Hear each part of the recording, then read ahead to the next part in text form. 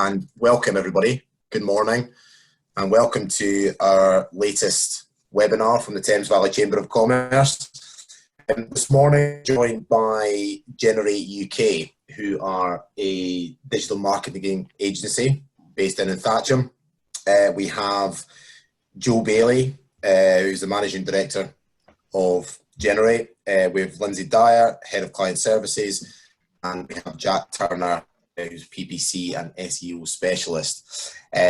Generate have been a long-standing member and advocate of the Chamber, and we've done a lot of work with them over the past few years, particularly last year. If you have been on the Thames Valley Chamber website, you'll see all the fantastic work, and that was updating the member value proposition work that we did at the back end of last year, and all the website changes and updates that were done were the result of Generate. So they've done all that work and taken over our digital platforms. We're going to be discussing a whole host of different topics this morning, predominantly around search engine optimization and best practices, particularly targeted at local businesses. It's very much an open style Q&A session this morning. So if and when you do have any questions, then please do jump in. There is a chat, I think it's a chat function that you're able to type questions in and pitch questions to our panelists. So don't just wait for the end. Feel free to pitch in and the guys will more than happily answer all those questions for you. So I'm going to stop talking now and I will hand over to Joe, Jack and Lindsay from Generate UK. Thank you, Sandy. Well, thanks also for the opportunity to speak on the webinar this morning. Much appreciated. It's great the sun's out, and you know we're all here and fit and healthy, which is firstly the main thing. Today, we're going to talk a bit about search engine optimization for local businesses. Sort of as a business, we are doing all we can at the moment to support local businesses. Through these webinars, we're running a series of webinars ourselves as well as through the Chamber. I'm currently interviewing lots of business leaders to hopefully share information and knowledge with other businesses in this sort of crisis time that we face. I thought I'd just quickly share some of those thoughts that I've had with the business leaders I've been interviewing, and many of them are talking about communication. Obviously, we're all now sitting on a webinar instead of potentially it could have been a seminar. Keeping communications premium, don't delay, be decisive, share your concerns, be open and transparent with others, and focus really, I think the message from us is focus on what activities can make a difference to your business, and hopefully today we can share some of those activities that you can implement yourself to make a difference to your business. So we're trying to focus as a business ourselves on we're creating a new website for ourselves at the moment. We have been doing that pre-COVID. However, we're ramping up our communications. We're developing new ways of communicating and new messaging that we're posting. And ultimately, we're just trying to make a difference it's very difficult to plan in this situation because obviously we don't know exactly when things, well, if they would ever get back to normal, which we don't think they will, but it's going to be a different way of working. However, we're just trying to plan on what we can do now to make a difference in the future. So that's trying to build your pipeline.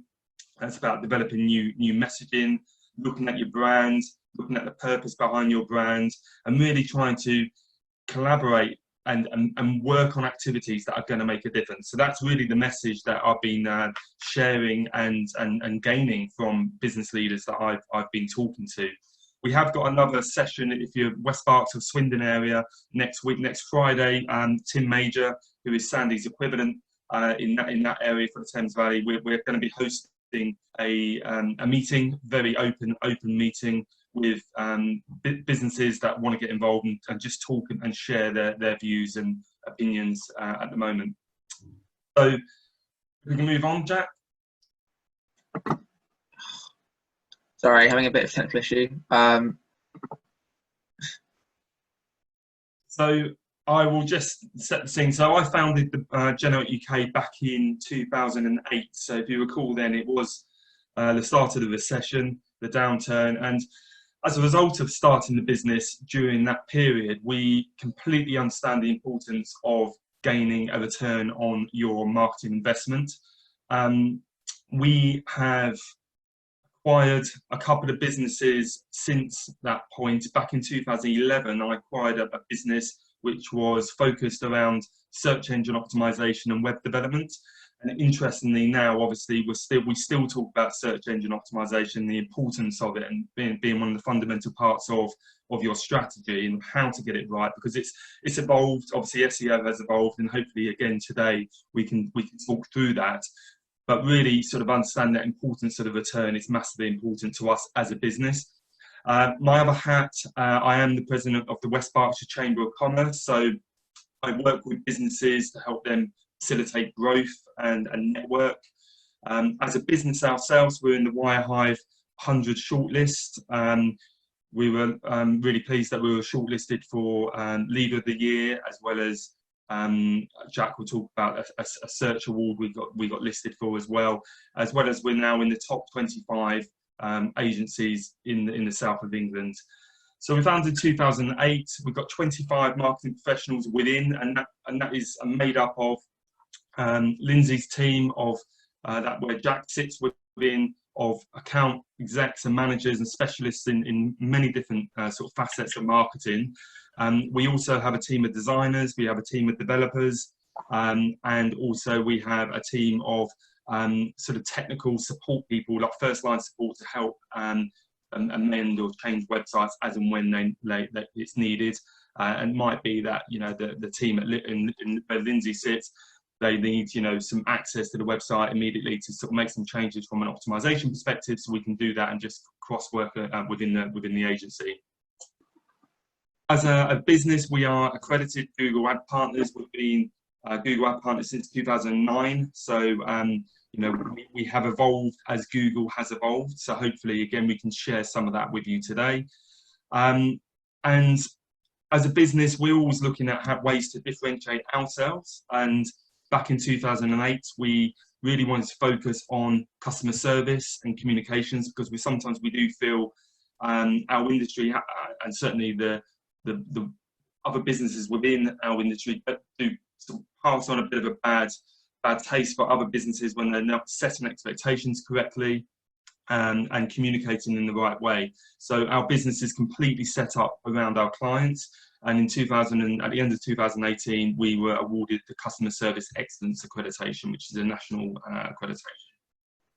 There are many businesses we work with in many different sectors. We've always been agnostic in our approach, and it allows us to sort of understand what works well in some industries to that of others. We work in the B2C sectors with such companies such as Godiva, the chocolatiers, to that of working with the Royal Berkshire Hospital, and obviously their communications at the moment are hugely important. So very different sectors, yeah, lots of different really good companies, and at the moment it's tough out there, and they're all looking at ways to improve things internally from a communications perspective. Thanks, Jack. So I'm just going to pass over and let Lindsay introduce herself. Hi everyone, I'm Lindsay. So I'm the head of client services, and so I head up the marketing team at Generate UK, and I deal with clients on a day-to-day basis. And particularly a lot of those clients have SEO requirements, so work with lots of different businesses on their SEO. Google Ads accredited. I've got 10 years digital marketing agency experience, and I've been involved and worked on all aspects of digital marketing, and particularly now focusing around strategy creation for multinational businesses. And currently I'm the lead on a few of our website projects for the SEO side. And hi, I'm Jack. I'm the search specialist for UK. So that means I look at both the SEO and PPC sides of search engine marketing. Again, Google Ads accredited, and I'm also certified with the Chartered Institute of Marketing. So a very well-rounded experience, both sort of theory and digital sides of marketing. We also head up campaigns for both B2B and B2C clients. So we'll be discussing sort of how both areas can look to implement SEO strategies sort of in the next few minutes. And also with our work with PACT, who are a Reading adoption agency, Generate UK was shortlisted for the best use of search from the third sector last year, which was a great achievement for the team and hopefully something that will continue sort of in 2020. So I'm going to pass back over to Joe to talk through sort of what we're going to look at today. Jack. So the agenda for today is we're going to look at all aspects of search, but importantly, finding the right keywords for your website. It's always one of those discussions about, you know, vanity keywords and what you really, what you would like to be found for, but actually what keywords are going to make a difference to your business. So we'll look at the keywords and look at options around that. Then we'll focus on optimizing the website and the process that we go through and what are the fundamentals to do so. Creating content. The content is always, obviously, it's really important, as we all know. It continues to be, if not more important, as we move forward. So we'll look at some creating content for SEO, improving the technical health of the website. Now, that again has grown, and even more important factors coming out of the search engines about your technical health and the speed, the performance of the website, and how that does make a big difference to the overall sort of search and how you rank. We're going to look at improving your website's technical health, and then also why you should consider PPC, because ultimately search engine optimization and it does take a time to develop and progress. So in the short term, you maybe should consider PPC, and we'll focus on that as well. As Sandy mentioned, if there is anything that we've missed or you feel that you want to ask, please feel free to do so. And yeah, please, there's a Q&A top left, just message in there and we'll try to pick the questions up as we go. Obviously, the current situation, as I mentioned, is pretty serious at the moment out there, and businesses are doing everything they can to firstly survive, but also then looking at how they can then prosper. At the moment, 86%, and this is a source coming from Marketing Week, 86% of marketers are delaying or reviewing their campaigns. 90% of marketers are saying that their budget commitments have been delayed or are under review, and 62% of marketers are forced to make a change in their strategy, which isn't unusual. But then at the same time, we work with businesses on an ongoing basis that do change their strategy halfway through, and we need to be flexible to be able to work with them to understand firstly why they're changing their strategy, and then support them. It might be new services, might be new products, etc., that they develop within their business. And lots of businesses are currently looking at ways to develop their service or product to meet the demands at the moment. Sorry, it's a bit slow.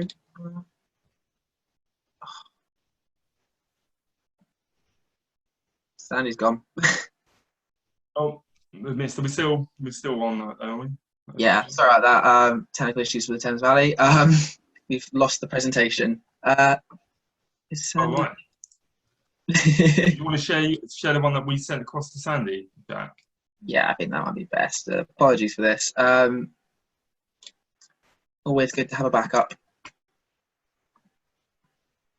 Technology is a wonderful thing. Yeah, so we're still in the stages of digital transformation. So any technical difficulties, we will have these ironed out in the future. Bear with us. So let's go through to search engine optimization.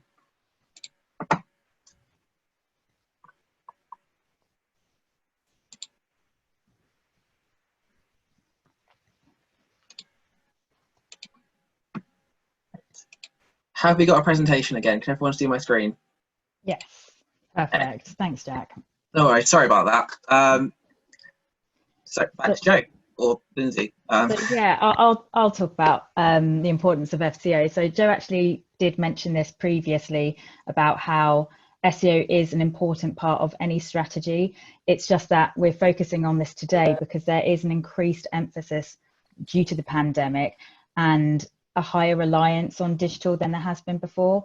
We've certainly noted that there are a change in what people are searching for, and because there's a large part of the population remote working now and doing it from their desks at home, they're searching more than they have before.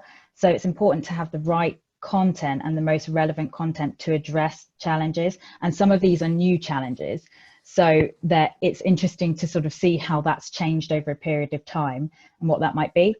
The benefit of SEO is that it is low cost. You don't have to put in any additional budget into SEO to get really good return on investment.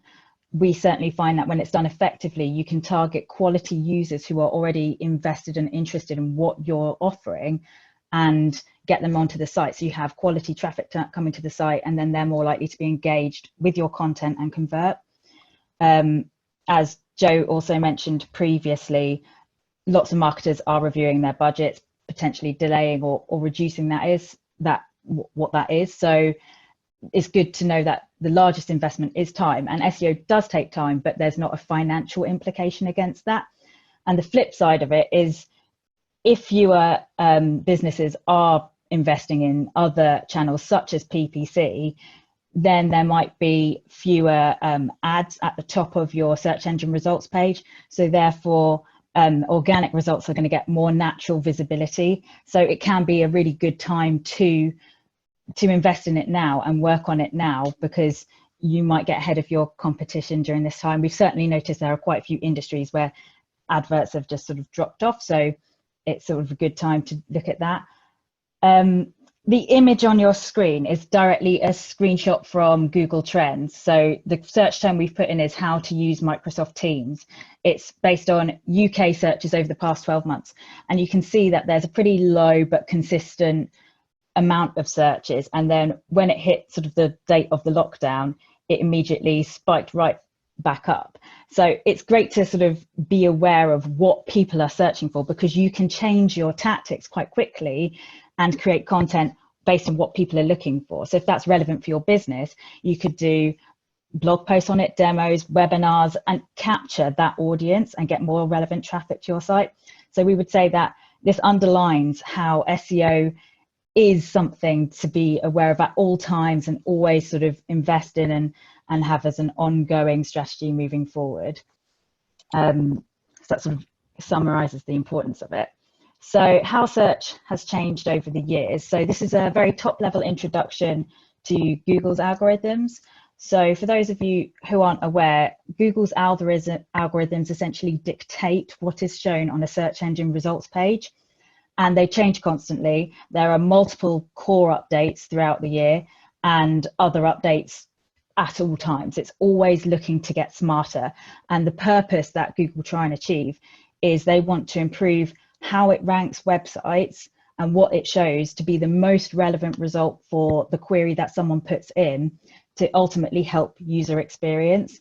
On the right, there's a selection of possibly slightly more well-known ones. The more notable ones, I just want to point out a couple to give you a sort of overview and understanding of how SEO is important and some of the changes that have been made. So the very top one is Google Panda, and that came about to favor highly informative, compelling, and unique content over thin, low quality content. And that was the best part of a decade ago. And that is showing you how relevant, how important relevant content is to hold the key to SEO success. There have been multiple since around mobile, so having it mobile friendly and mobile first. Also, Penguin penalizing websites for using spammy backlinks. Hummingbird's a really interesting one, because although that was quite some time ago now, in 2013, it focused on understanding conversational terms that people would type into Google. And so it set itself up for more voice search. So even several years ago, Google's always trying to look at the next thing and change and adapt how it displays results based on how user behavior and how users search on Google. And it's not on the image, but the very sort of one of the bigger later one is called BERT, and it sort of came into fruition at the end of last year. And that one's interesting because it gave context and understood language for and how you actually search things. So to give you an example, less relevant now during COVID-19, but if you were to search US traveler to Brazil need visa, it would know that the direction is from US to Brazil. So it would show you results based on that, not whether you need a visa the other way around. So it's really interesting how Google's always adapting to based on how users search. So it's important that as an agency, we keep up with the algorithms, but also we can advise and help with the content that moves forward. So that hopefully gives you a bit of an overview. So Jack will talk about some examples. Thanks, Lindsay. So yeah, we thought we'd start with ourselves. We always want to practice what we preach, and we wanted to show you sort of how you can align a content strategy towards current events. So we've adopted and changed our SEO strategy to focus on what is challenging marketers right now. So one of the main issues a lot of marketers are facing, I'm sure some of you will already know this, is cutting budgets. So we've thought about how we can provide content to people that will talk about how you can argue against cutting marketing budgets where that's appropriate, how you can evolve your marketing strategy, and how you can get more return from certain platforms such as Google Ads. And ultimately, this has a benefit of not only helping the customer, but helping us, because as a marketing agency, we rely on marketing budgets. So if customers can retain more of that, then ultimately that helps us as well. And we've also pivoted to video. As Joe previously mentioned, we have been discussing with various business leaders, including Paul Britton from the Thames Valley Chamber, about what their advice is right now for businesses in the Thames Valley, and also more UK based as well. So we're trying different content, we're seeing what's going to engage with customers, and all of it is aligned to a really healthy SEO strategy.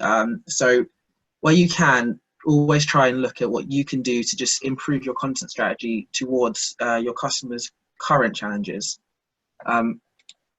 Another great example of a business using today's challenges to their advantage is a local company called Sentinel. So Sentinel are cloud security providers.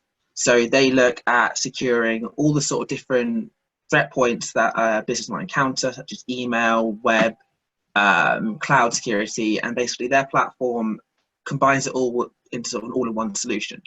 So they realize that their product is really helpful right now for secure working because it's very much cloud-based. So they discussed with us, and we looked at how potentially they can create a page that will answer a lot of the questions that businesses may have right now. So they ended up with the Secure Remote Working Hub. So the Secure Remote Working Hub looks at answering sort of checklists to get started, webinars to learn more, blogs and help sheets, which we'll discuss with customers, how they can best improve their cybersecurity for right now. And it's a really great example of a business seeing how their products can help a customer right now and how they can align their strategy to ensure they're still staying relevant during these times.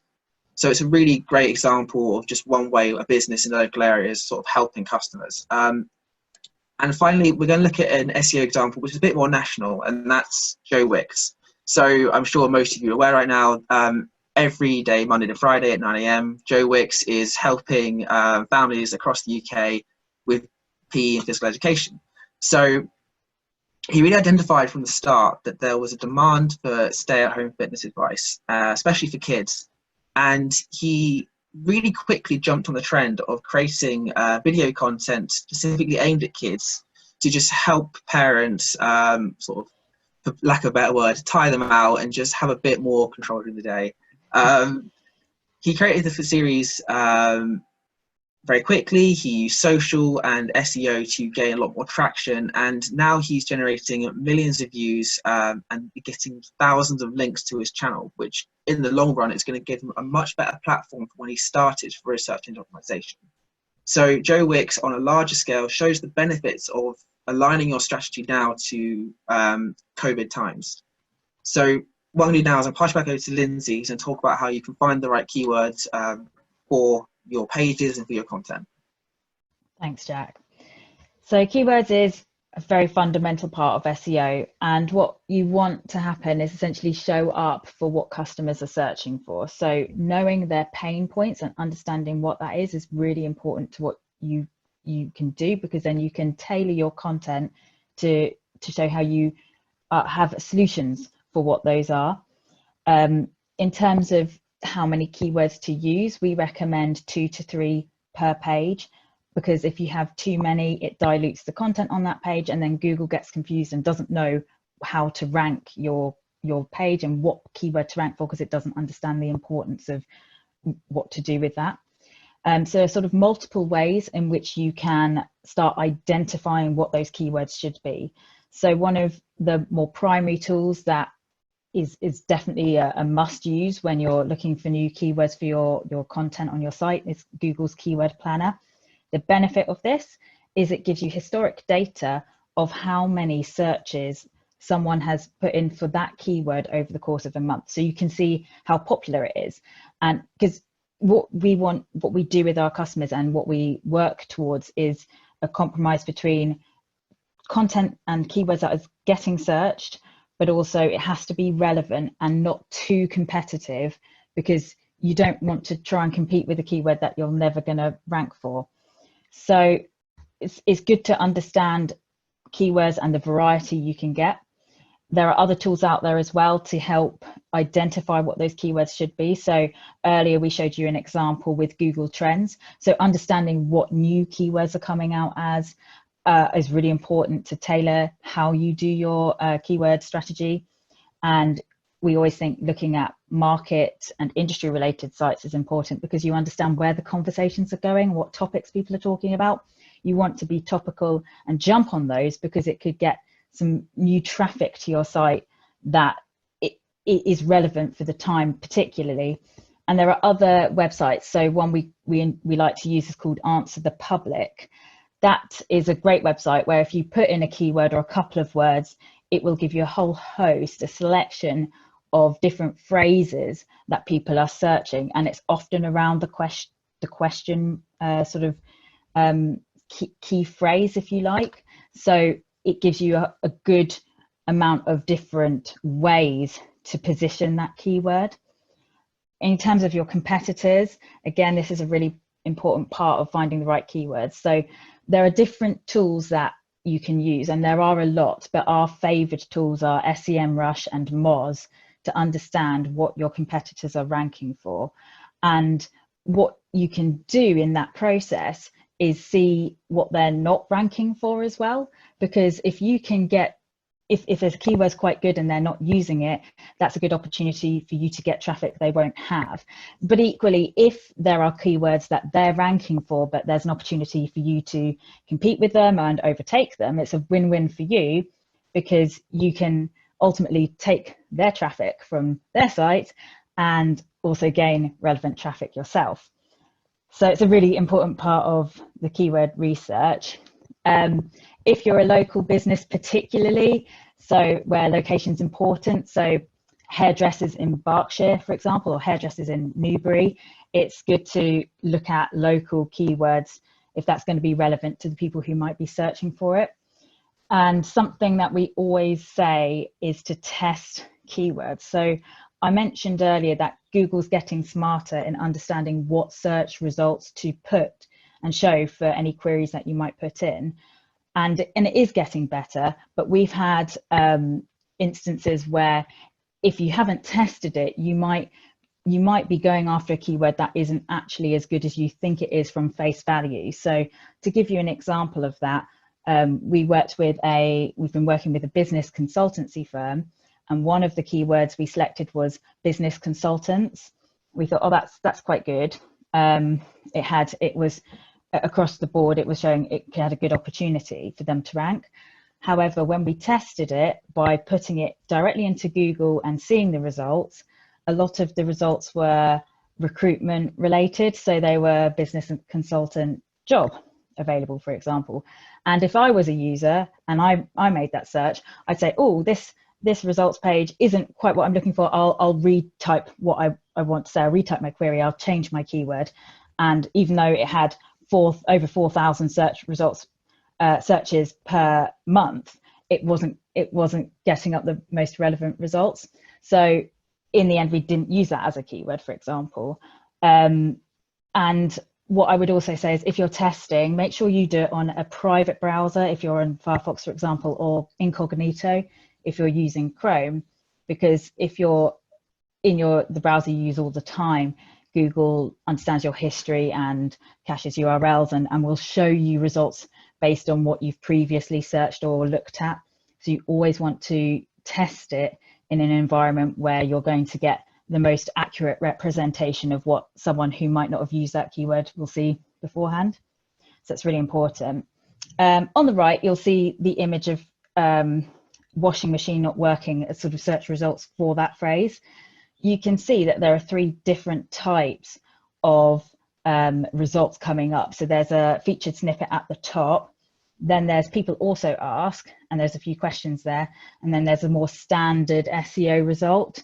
So it just shows you the different ways in which your content might appear. So when you're writing content and coming up with keywords and wanting to showcase that on your site, it's good to be aware of what you can be shown for. So it's really important to get the right keywords and optimize the site so that you're going to have the most opportunity to appear. So which is why we say questions in particular, and answering questions that people have is a really good way to showcase your content.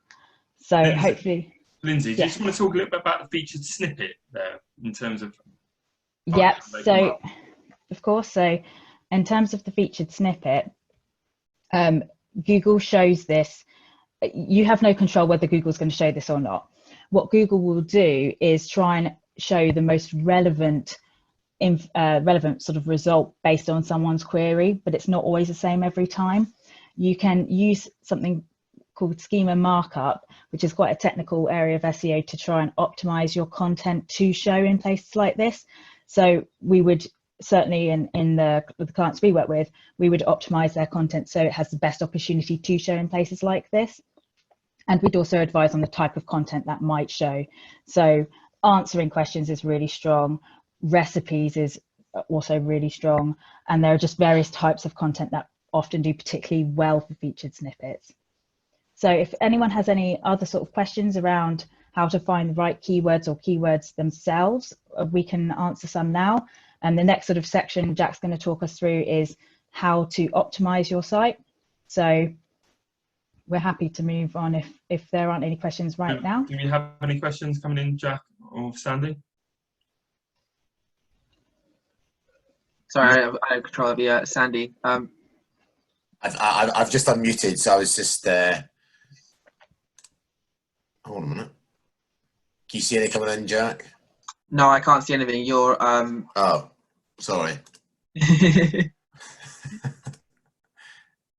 We got one here from Sally Wicks.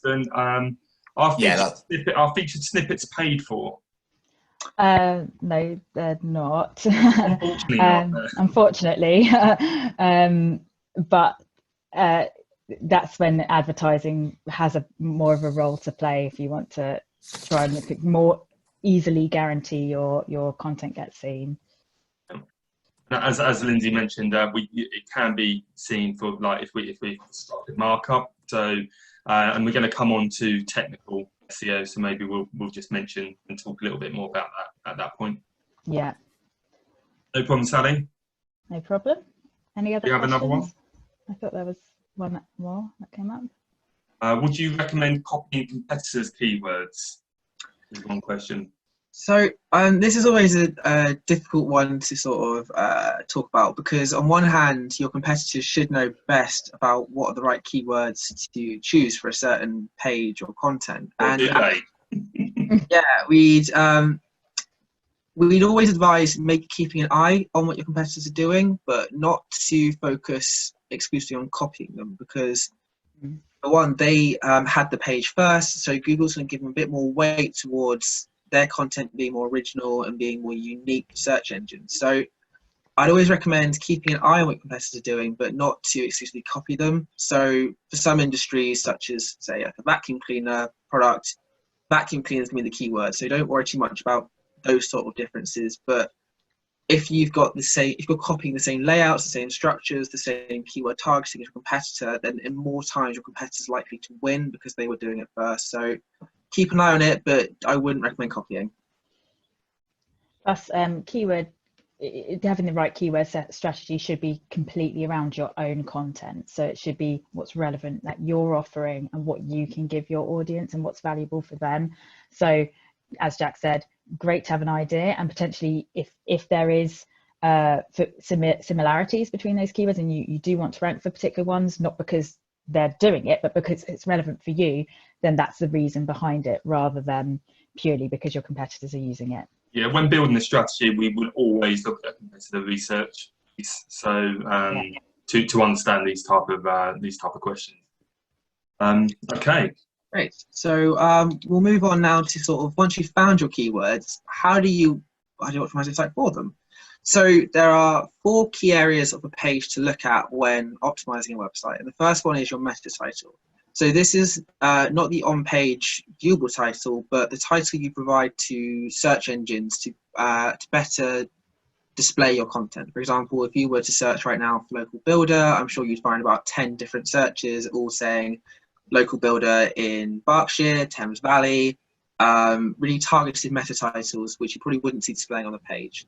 The next area you look at is your meta description, which is essentially the back-end description you would provide to search engines, again, to really tell customers why they should be clicking on your listing. So it's a bit like an ad format, a meta title description. It's trying to entice people onto your site using sort of relevant keywords, using calls to action, benefits. So not something you see on page, but a really important factor when it comes to your keyword ranking positions. The third one, would be your H1, which is your first heading.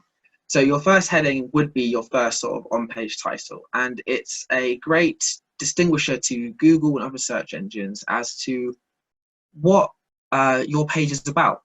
So Google really appreciates any help it can get from a business into telling them what you want to rank for. It's a two-way street, keyword rankings, which is not something you hear often, but you have to make it as easy as possible for Google to understand and to find your content. And this is where H1s come into their own. And finally, the last one is your page copy. So you need to ensure that all copy and content on your pages and on your website are well optimized, including relevant keywords, and it's laid out in a structure which is easy to digest and easy to follow. We sometimes find businesses go into the sort of pitfall, as Lindsay mentioned, of using loads and loads of keywords. And what that does is it actually affects the accessibility of your website, because if you're trying to throw in 10 to 15 different keywords into a page, then actually, will it read well? Will customers enjoy that experience? And it might actually negatively affect your ranking experience. So what we'd recommend instead is to not overload a page, but focus on 2 to 3 really relevant targeted keywords, which link very well to your page content. And what this will do is it will allow your page to have the best opportunity to rank within search engines. So focus on the 4 key elements: your meta titles, your meta descriptions, your H1s, and your page copy, and your website will be in a much better position than it was previously to rank with a search engine. So going to go back and open up for more questions. If anyone's got any sort of specifics about how you would optimize a site, or any tools that you want to know about, please ask away.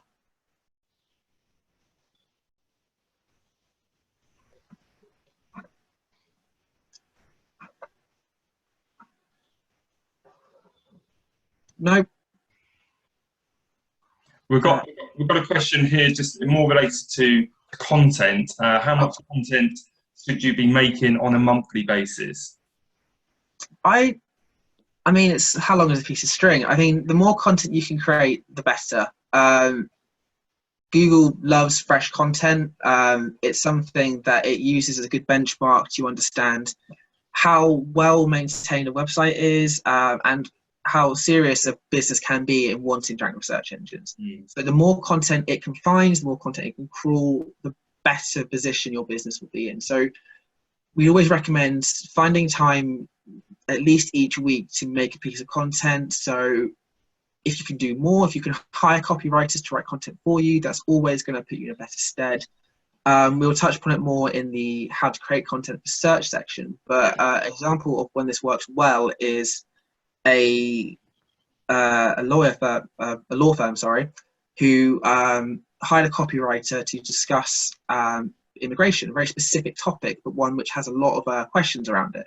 So each day, maybe once every 3 days, they would create a new piece of long form content specific to key questions around immigration.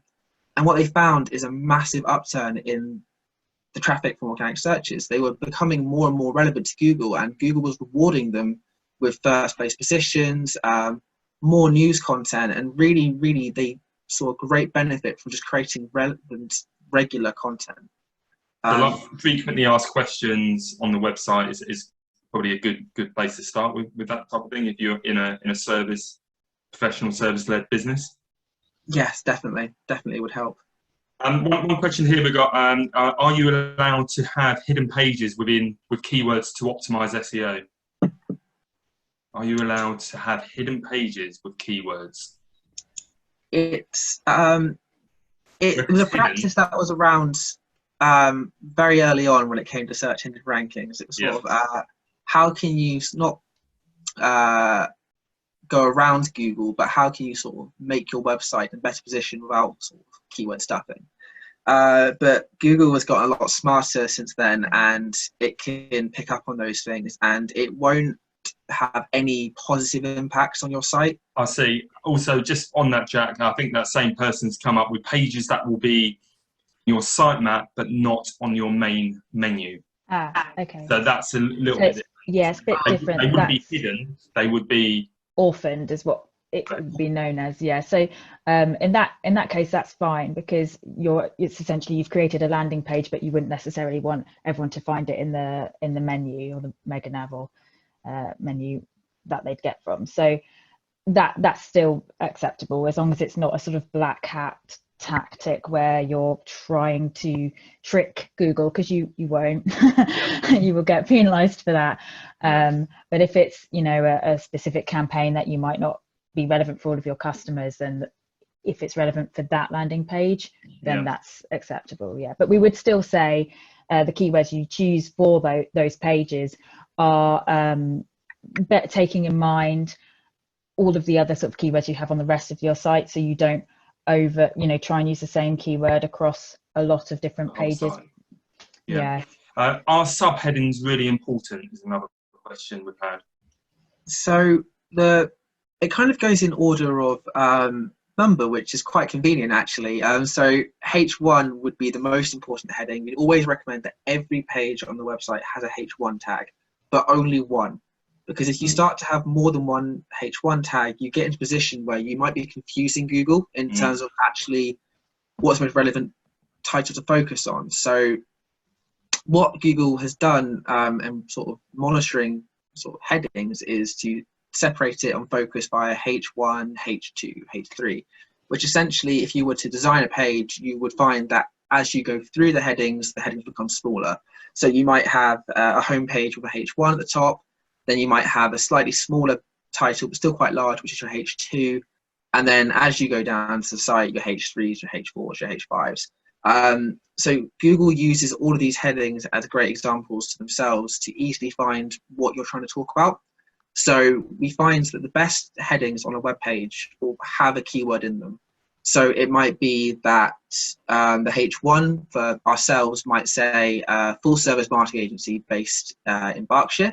That would be a great H1. Our H2 might be digital marketing services to help your business achieve its objectives. So what we've done is we've used two different keywords which provide benefit-led information to the user, but still are relevant to search engines. So there are multiple headings you can use and use them in terms of the number system and importance. So H1 should be your big title, and then as you go down the site, you can list more keywords into those headings. When you re-optimize our website, Jack, are they going to be the keywords that we're going to use? We'll see. Okay. Brilliant. Okay. Okay, I think that's it on the questions, so I think we can move on. Great. So I'll pass you back to Lindsay to talk about how to create content for search. Great. So when creating content for your website, you're always creating audience-led content. What's going to be valuable for the customer? What are they searching for?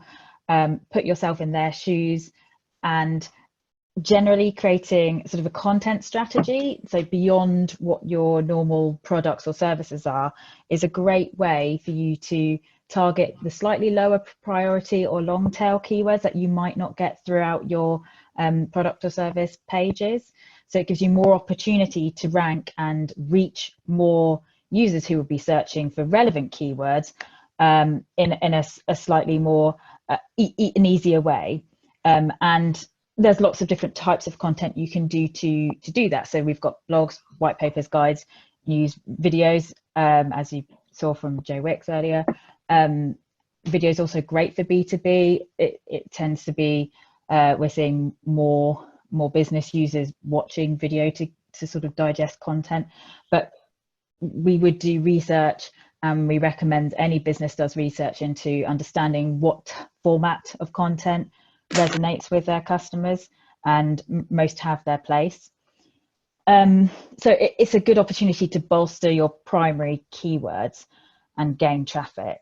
The image on the right shows a particular model known as the pillars and topic cluster model.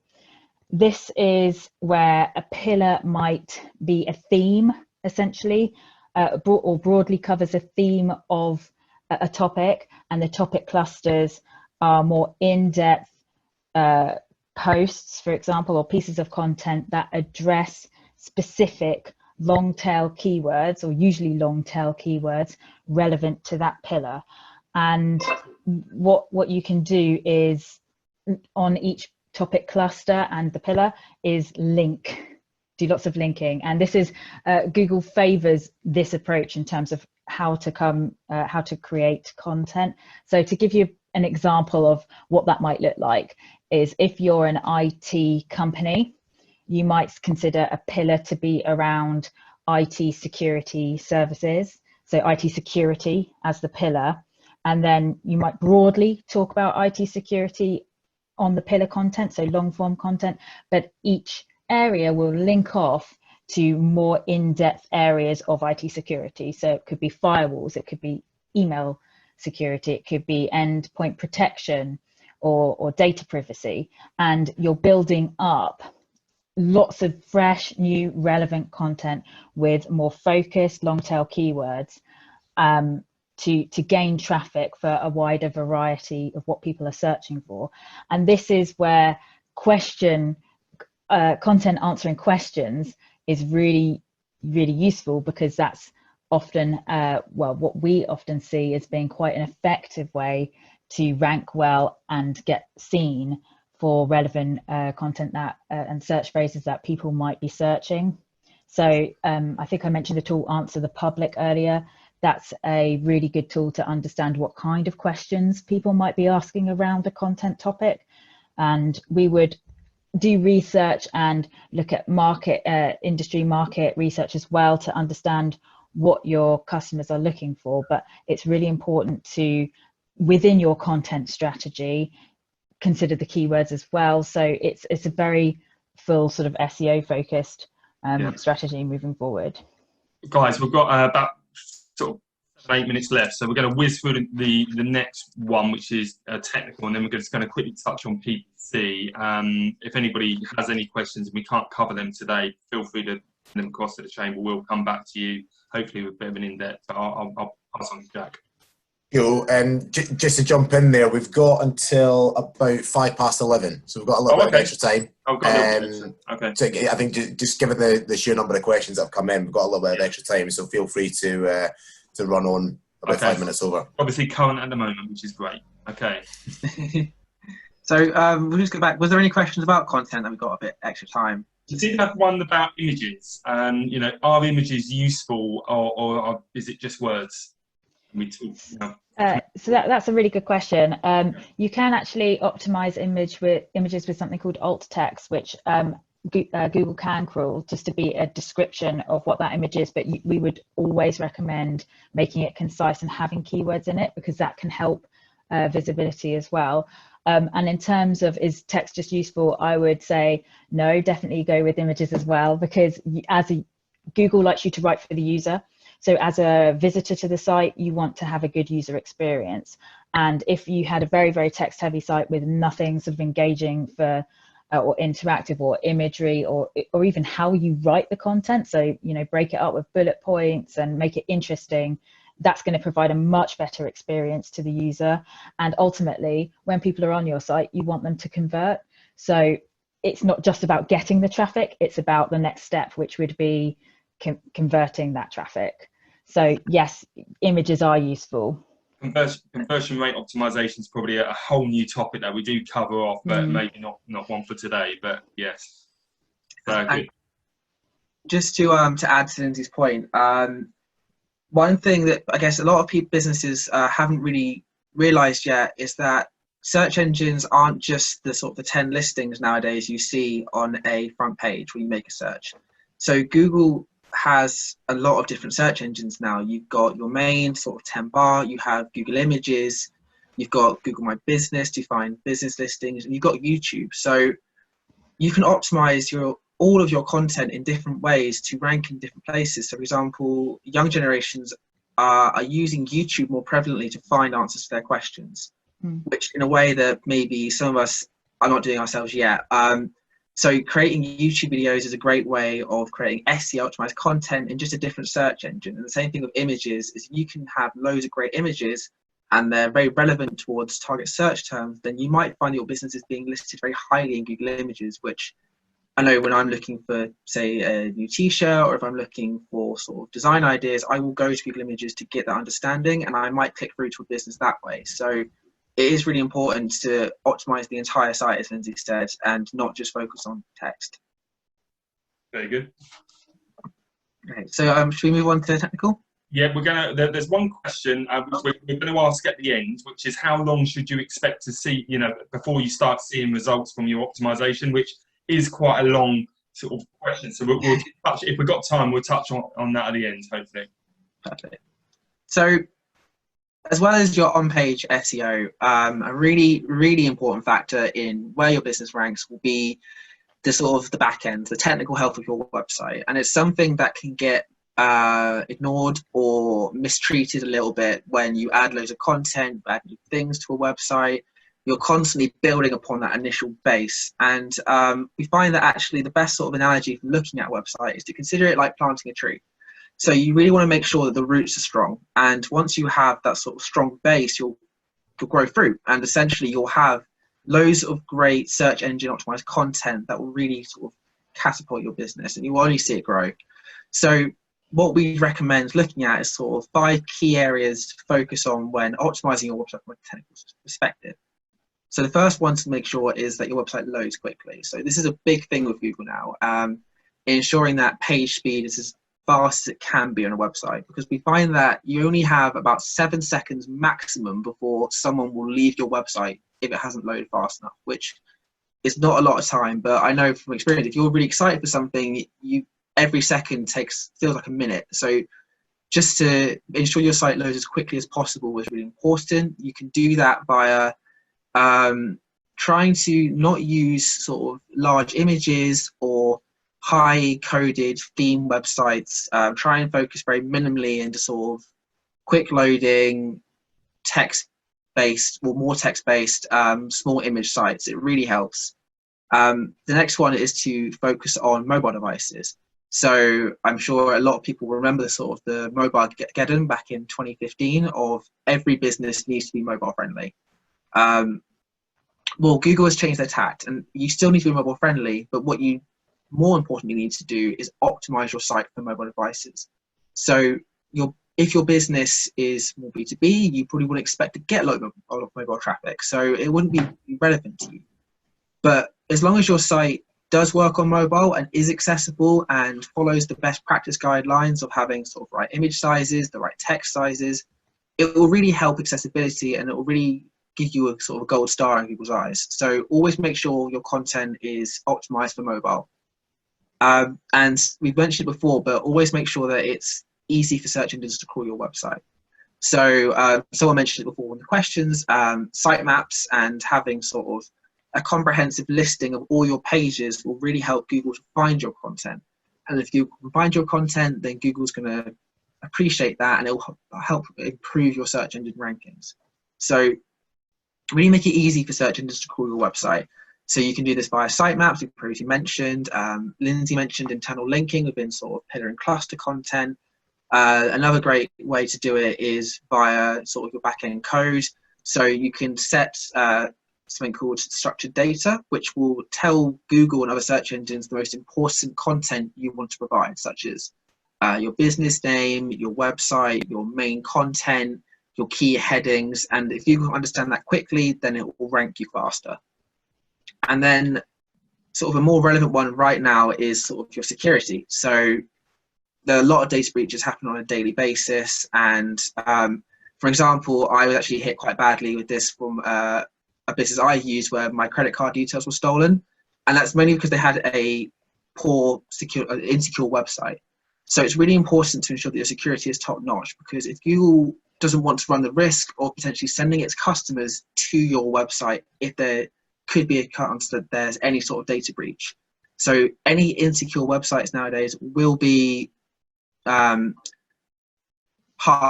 by sort of where it ranks in Google, because Google doesn't want to have the risk of sending people to it. So just on that, we would always, Jack, recommend clients to have an SSL certificate in place, regardless of whether or not they're e-commerce.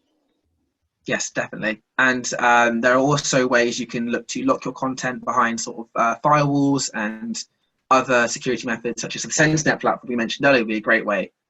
So always invest in your security. It will save you more times than you would even think you needed it. So please be secure. And then finally, remove duplicate content. So you don't want to provide Google with content that might be misleading or cause confusion.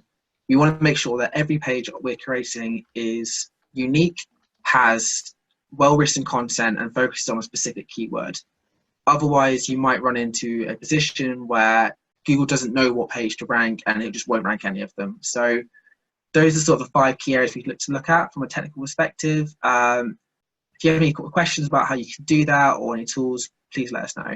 Yeah, probably worth mentioning about the duplicate content. We have actually seen penalised websites, and companies have come to us because they have had been penalised and had a penalty. And to get a company out of that sort of almost quagmire is extremely difficult to do. You almost have to sort of start again, really. So yeah, advise very much on people not just copying and pasting content from around the internet, because they're either lazy or don't have the inclination to write, new content. Yeah. One question here, just in relation to YouTube. I think we've got time. We've got about 7 minutes. In YouTube, how do you optimize the content? Is it through adding CCs or just video description? So Google, as YouTube's grown as a platform, Google has put a lot more weight into sort of what content creators can do. And there's actually sort of a secret algorithm to YouTube. So content must be more than 10 minutes long in most cases. It must be towards certain themes. So one thing you'll find is certain topics will become less visible within YouTube. So if it's related to, say, a current event, so a current one right now is, unless you're a news site, you can't mention COVID-19. If you do, it will penalize your YouTube video. It's so understanding and getting a better insight into sort of what Google wants right now will really help with your SEO for YouTube. We recommend making your page title as close to a keyword as possible. So great examples of this would be sort of like how to fix your washing machine, or how to paint your fence, like little topics like that, which really help to get customers through to your YouTube videos. In the back end, there is a creator studio where you can set tags. So you can say this content is related to this industry. It would focus on these keywords, and then you got your things such as closed captions and descriptions, which will really sort of aid and bolster out what is being said in the video. So closed captions are great, descriptions are great, and then also look at sort of your tagging, your titles, and staying up to date with sort of YouTube best practices will all really help with your SEO. Great, is that everything? We'll move on. So yeah, move on to next. Yeah. So final one. I realise it's got about 5 minutes, so we'll sort of go through this a bit quickly. So why should you consider PPC alongside SEO? So it's sort of the two sides of the same coin, isn't there? So how do you rank in search engines? So for some, ranking search engines is a long form optimized strategy, which is SEO. For others, they want the quick win, paid for strategy or PPC. So we find it works best in tandem. When you're making sure that you're creating long form content which will benefit yourself in the long term, but also bolstering yourself in the short term with paid search, because SEO takes a bit of time. You won't find yourself ranking top of the page within the first month, but PPC will help do this. A great example is sort of a search for local builders you see on the right.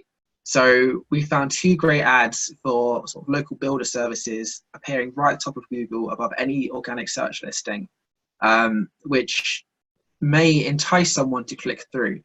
So what we find actually is that in most cases, people more savvy to ads, they won't always click this. They will still go to the organic listings because they trust Google's recommendations in this. But that's not all the 100% of the time. So having an ad strategy in place will just make sure you're capturing any lost traffic. And now's a really good time to invest in advertising. So competitors are cutting back their advertising. We're seeing loads of businesses, as Joe mentioned earlier, slash their budgets, review their spending. And that's opened up an opportunity within Google Ads to spend less than you'd imagine to sort of get a lot of traffic. So for those who can afford it, we would recommend looking at Google Ads alongside your SEO strategy to really ensure that you're just being as visible as you can be in search. And that has had results. So in 2019, for every £1 spent in advertising across sort of an average of all the industries, businesses received £2.87 in return. And an example of where this has really been effective is a name label company that we work with, who in the summertime, which is sort of their busiest period, at one point was receiving £5 for every £1 they were investing in Google Ads. So if you can get it right and you can get your relevancy as on point as it can be, then Google Ads can be a really great way just to bolster your SEO performance. Brilliant. Great. So Sandy, I think that sort of concludes the content around search. So I don't know if we've got any more questions. Maybe we can answer that one quickly, just in relation for how long should you expect before you start seeing results from optimization? That's the big question, isn't it, really? So it depends where you're starting from, I think, is the best point. So like in life, the bigger you are, the more money you have, the quicker and easier things become. So example, if you were a startup car company, you wouldn't find you're getting the results as quickly as, say, Audi or BMW, because they are backed by a massive machine of marketing or authority, which just means that they're going to rank faster. So I would always advocate for giving it a long-term focus. 6 months would be a good starting point to just when you're starting off, because you really want to bed in your content, make sure it's well optimized, and then like planting a tree, you'll just see it grow over time. So, and I guess that's where we sort of would advise to use a PPC strategy in the interim before clients start gaining traction from an organic perspective. Yeah.